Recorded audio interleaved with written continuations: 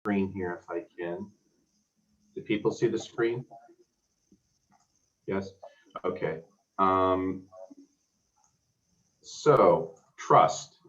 Why am I talking about this? This is such an obvious thing, right? But trust is really one of the most important things in all relationships and dynamics. I was looking at a website, the Heritage Foundation, and I saw that Ukraine is actually near the bottom, or I think it was in the bottom of the list in terms of economic freedom.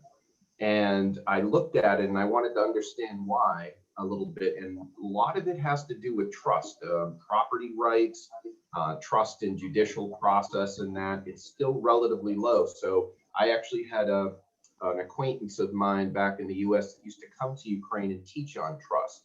That's why it's a building block that we all need to really understand. But very few people really think about how we build trust.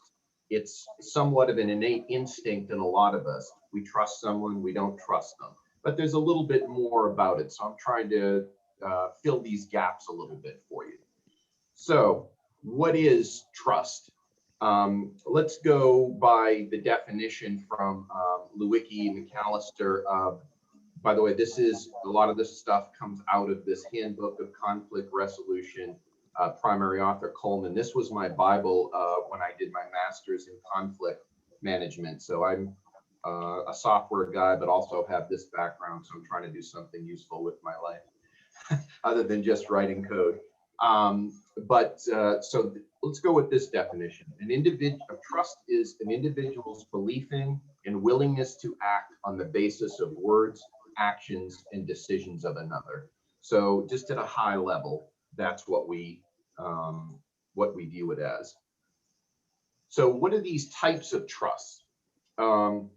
There are two basic types. First is calculus-based trust. This is usually the one that we develop first with someone, and it's purely we can think of it almost as algorithmic. We're thinking in terms of exchange of something a lot of times with this, and it's deterrence-based in a lot of ways. So to get a high trust from somebody at a calculus-based level, they have to be deterred from creating distrust into you. So they want to give you kind of a good feeling, a good deal that's obvious to you that it's beneficial for this relationship. It's also a building process. So we go through this, we raise ourselves up, think of climbing a ladder here, where we can develop higher base trust, especially if we've had a good interaction with someone before. We tend to basically raise these levels up over time.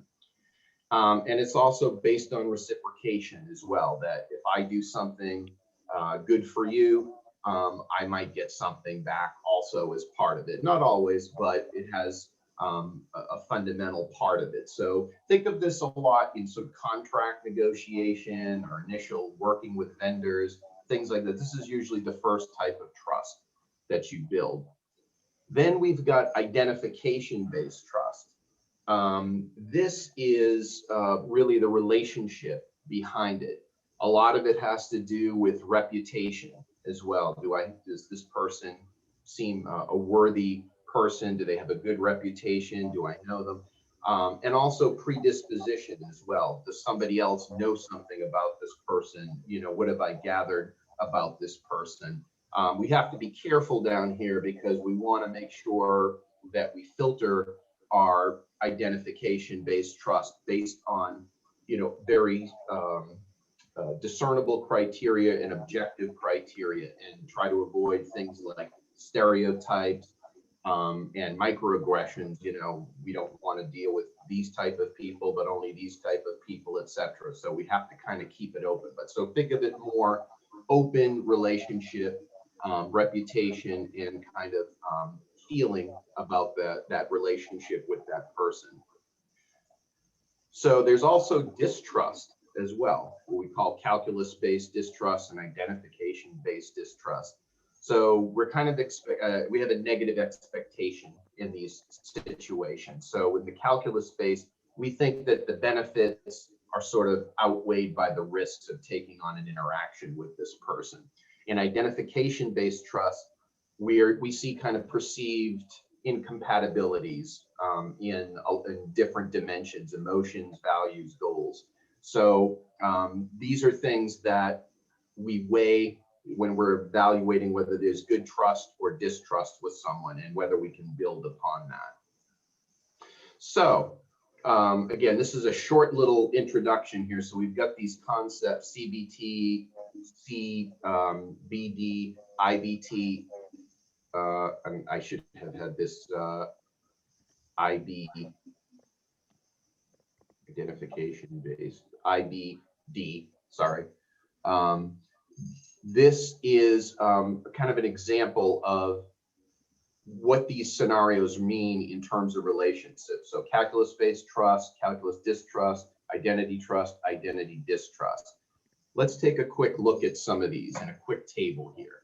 So why don't you do a little gamification over here, and why don't you burst out in the chat what you think this means in a relationship. So I have very low levels of calculus trust, but also low levels of distrust, as well as identity. What do you think that means if you were to shout that out? Oops. Did I?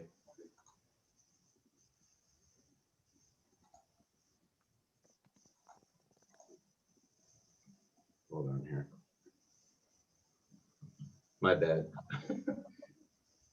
All right. We're trying to consider this an arm's length relationship. Okay. So we don't necessarily have trust with this person yet. We don't have distrust yet. So we don't want to not necessarily have any relationship going down the line, but we want to just kind of keep it on the side for right now and see if it can grow. What about everything high? What do we think that means?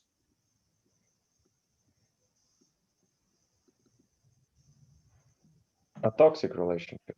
Yeah, this is kind of like, it's rich, complex, ambivalent, you know, like think of you know, a relationship with you know, an intimate partner or something like that, where there's certain passion and love and everything with them, but you really don't trust them sometimes for certain things, but you can't really not, you trust them with certain things highly, but not others. So yeah, it's kind of a, so maybe you trust a lot of their behaviors in terms of relationship with you, and you identify with them, but you don't necessarily have deep trust.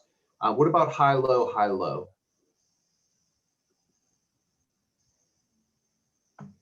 So very high trust. You would probably do anything with this person. I don't have any reason to distrust you at all. Oops, sorry. What about low, low, high, low, high? Perfect relationship. This is very high distrust, very high imperfection over here. I don't trust you really along any dimension, and I distrust you. Yeah, opposite over here.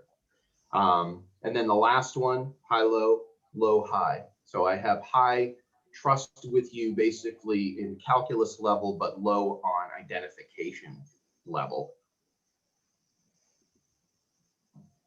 This would be somebody you'd use like in a necessary service or whatever. So I trust that the deal would be okay, but I don't necessarily trust your, you know, you as a person or as an identity or as like a deeper relationship. But I think it's okay for a commerce exchange. All right.